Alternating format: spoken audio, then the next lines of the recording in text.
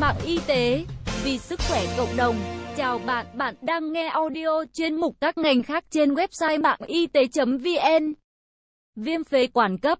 Thời tiết giao mùa, nhất là ở các tỉnh miền Bắc, tỷ lệ bệnh nhân mắc các bệnh lý về hô hấp tăng cao. Phổ biến là cảm lạnh thông thường, viêm phế quản, hen phế quản, viêm tiểu phế quản, viêm phổi, vân vân. Trong đó, viêm phế quản cấp là hay gặp nhất. 1. Viêm phế quản cấp là gì? Phế là phổi, quản là cái ống, phế quản là ống dẫn không khí vào trong phổi. Hệ thống phế quản trông giống như hệ thống cành cây, chia ra nhiều cành, nhiều nhánh, từ lớn tới nhỏ, để dẫn khí vào phổi. Trong đó có hai nhánh lớn nhất gọi là phế quản gốc phải và trái. Khi các phế quản này bị viêm, sẽ dẫn đến tổn thương lớp tế bào phủ mặt, trong lòng ống phế quản, phù nề tổ chức dưới niêm mạc, co thắt các cơ trơn dưới lớp mô này, và tiết dịch vào lòng ống phế quản, dẫn tới các hiện tượng như ho, khò khè, có đờm, vân vân. 2. Nguyên nhân và các yếu tố nguy cơ. Viêm phế quản cấp thường là do virus, vi khuẩn. Các virus hay gặp gồm adenovirus, coronavirus, virus cúm A, B, metapneumovirus, RSV, rhinovirus, vân vân. Vi khuẩn hiếm gặp hơn có thể là ho gà, chlamydia, pneumonia, mycoplasma pneumonia, vân vân, cũng như các bệnh lý viêm nhiễm hô hấp phổ biến nhất. Viêm phế quản lây qua đường hô hấp, thông qua các giọt dịch tiết, nước mũi, nước miếng, đờm, vân vân mà người bệnh thải ra, người khác hít vào hoặc chạm vào rồi đưa lên miệng mũi. Mùa đông xuân là mùa có thời tiết thích hợp cho sự phát triển của virus, nên đỉnh cao của bệnh rơi vào mùa này. 3. Dấu hiệu của viêm phế quản. Các bác sĩ sẽ dựa vào các triệu chứng khi hỏi bệnh và thăm khám, nếu cần thiết có thể chỉ định một số xét nghiệm khác nhau. Ho là một triệu chứng không đặc hiệu. Nó thể hiện có tình trạng viêm ở đâu đó trên đường hô hấp từ mũi họng xuống đến phổi. Tuy nhiên, với các nhà lâm sàng có kinh nghiệm, có thể nghe tiếng ho mà phán đoán được người bệnh bị viêm phần nào của đường hô hấp. Ho có thể là ho khan hay ho đờm, có cơn hay ho từng tiếng, vân vân. Sốt, sốt cao hoặc nhẹ hoặc không sốt, sốt cơn hoặc liên tục. Viêm long hô hấp trên, sổ mũi, nghẹt mũi, tiết đờm. Đờm là dịch tiết của đường hô hấp, là sản phẩm của phản ứng viêm. Đờm có thể có màu xanh, vàng hay trắng, màu đờm không giúp phân biệt viêm nhiễm này là do vi khuẩn hay virus. Khò khè là do lòng phế quản bị thu hẹp, do phù nề thành phế quản, co thắt cơ trơn phế quản, đờm trong lòng phế quản, vân vân. Tiếng khò khè được phát ra do không khí qua lại khe hẹp phát ra tiếng. Cần phân biệt với tiếng khụt khịt mũi do đang bị viêm mũi phát ra. Nếu nghẹt mũi thì thường xảy ra ban đêm. Lúc nằm, tiếng khò khè phát ra gần ngay mũi miệng, vệ sinh sạch mũi đi thì bớt. Tiếng khò khè trong bệnh viêm phế quản khác với khò khè trong hen phế quản ở chỗ khò khè này không hoặc đáp ứng kém với thuốc khí dung, salbutamol. Các triệu chứng khác, thở nhanh, khó thở, ít gặp đối với viêm phế quản thông thường. Nếu có thở nhanh, khó thở, cần phân biệt với các bệnh lý khác nghiêm trọng hơn như viêm phổi, hen, dị vật đường thở, vân vân. Khi khám phổi, bác sĩ có thể phát hiện một số tiếng bất thường như rêu ẩm, tạo ra do đờm tiết ra trong lòng phế quản. Đờm di chuyển trong lòng ống phế quản, mỗi khi không khí di chuyển trong lòng ống, tạo thành tiếng.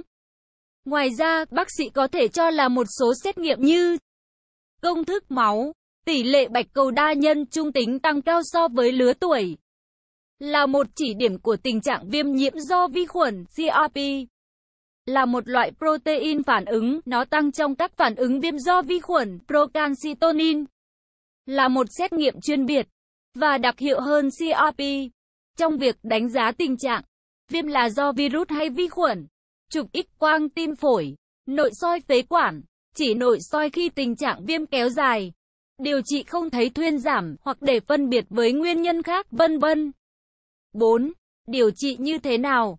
Hơn 90% viêm phế quản là do virus. Do đó trong nhiều trường hợp, viêm phế quản không cần điều trị kháng sinh.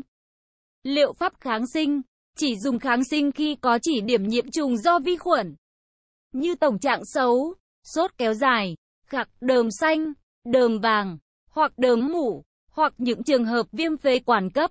Ở người có kèm bệnh tim, phổi, thận, gan, thần kinh cơ, suy giảm miễn dịch, người trên 65 tuổi có ho cấp tính, kèm thêm 2 hoặc nhiều hơn. Các dấu hiệu sau bệnh nhân nhập viện trong 1 năm trước. Có đái tháo đường tuyếp 1 hoặc tuyếp 2, tiền sử suy tim sung huyết, hiện đang dùng corticoid uống.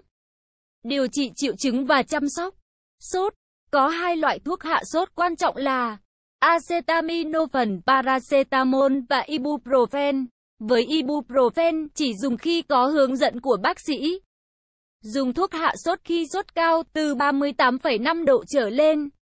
Với những trẻ có bệnh lý tim, phổi, thần kinh, vân vân, cần tham khảo ý kiến bác sĩ trước khi dùng thuốc hạ sốt. Tuyệt đối không dùng aspirin để hạ sốt cho trẻ em, người bị hen, người bị loét dạ dày, tá tràng, vân vân. Lau mát hạ sốt không được khuyến cáo thường quy. Ho là một phản xạ có lợi để tống đờm, vi khuẩn ra ngoài. Tuy nhiên, khi ho nhiều dẫn đến nôn ói, mất ngủ, vân vân, người bệnh nên uống nhiều nước giúp cải thiện việc ho, khạc, đờm.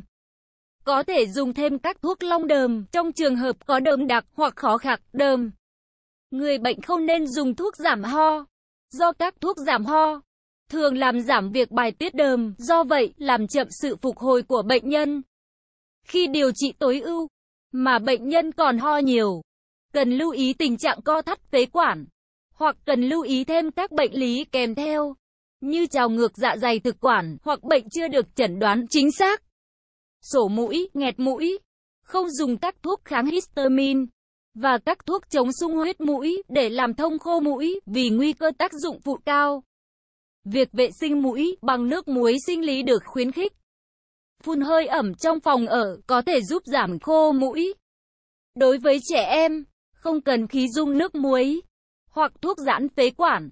Nếu trẻ không có khò khè hoặc khò khè nhưng không đáp ứng với thuốc giãn phế quản. Thuốc làm loãng đờm. Trên thị trường, có rất nhiều loại thuốc có tác dụng làm loãng đờm, giảm độ dính của đờm như acetylcysteine, bromhexin, carbocysteine, vân vân. Tuy nhiên, hiệu quả của những thuốc này ở trẻ em khá hạn chế. Thuốc chỉ phát huy tác dụng khi trẻ được uống đủ nước. Mà nước, bản thân nó đã là thuốc loãng đờm tốt nhất. Vì vậy, khuyến khích trẻ uống nhiều nước là một pháp điều trị hỗ trợ quan trọng. Khí dung thuốc giãn phế quản. Có thể dùng thuốc giãn phế quản khí dung. Tuy nhiên, chỉ khí dung, nếu tình trạng khò khè có cải thiện phần nào sau khí dung. Do vậy, cần thiết khí dung tại cơ sở y tế và bác sĩ sẽ đánh giá hiệu quả của thuốc. Không nên sử dụng các thuốc giãn phế quản đường uống vì hiệu quả thấp mà lại có tác dụng phụ như run tay, hồi hộp, đánh trống ngực, đỏ mặt, vân vân. Thuốc kháng virus không khuyến cáo sử dụng thường quy. Tuy nhiên, bác sĩ có thể cân nhắc nếu nghi ngờ tác nhân là virus cúm. Thuốc kháng virus cúm nếu cần cho sớm trong 36 giờ đầu kể từ khi khởi phát triệu chứng. Khoáng chất và vitamin. Vitamin C được chứng minh là không giúp ích gì trong điều trị đợt cấp của viêm nhiễm hô hấp. Kẽm có thể có tác dụng nhưng rất ít và tác dụng phụ của kẽm là gây buồn nôn. Hầu hết các trường hợp bệnh tự giới hạn và khỏi sau 2 đến 3 tuần. Một số có biến chứng như bội nhiễm vi khuẩn, viêm phổi. Những trường hợp này cần dùng kháng sinh để điều trị. 5. Phòng bệnh sao cho hiệu quả. Phòng bệnh viêm phế quản cấp bao gồm cách ly người bệnh, không tiếp xúc gần với người đang có biểu hiện viêm hô hấp, rửa tay thường xuyên bằng xà phòng, huấn luyện ho, khi ho phải ho vào khăn hoặc che miệng bằng vạt áo, vân vân. Vệ sinh các bề mặt. Vi khuẩn có thể dính trên bề mặt bàn ghế, sàn nhà, đồ chơi, áo quần, vân vân, do đó cần thiết vệ sinh thường xuyên những vật dụng này. Uống nhiều nước, giữ ấm vào mùa đông. Bổ sung vi chất. Nếu muốn bổ sung kẽm, vitamin C thì cần có sự hướng dẫn của bác sĩ. Tăng cường dinh dưỡng, ăn đa dạng thực phẩm và tiêm phòng vaccine phòng bệnh. Bác sĩ Trần Công. Nội dung bài viết đến đây là kết thúc. Nếu bạn có thắc mắc, câu hỏi gì xin hãy chia sẻ bình luận bên dưới bài viết này. Mời bạn hãy đăng ký kênh Mạng Y tế, chia sẻ bài viết này tới bạn bè và theo dõi thêm những audio tiếp theo. Hy vọng bài viết này sẽ đem lại cho bạn nhiều điều bổ ích. Chúc bạn luôn mạnh khỏe.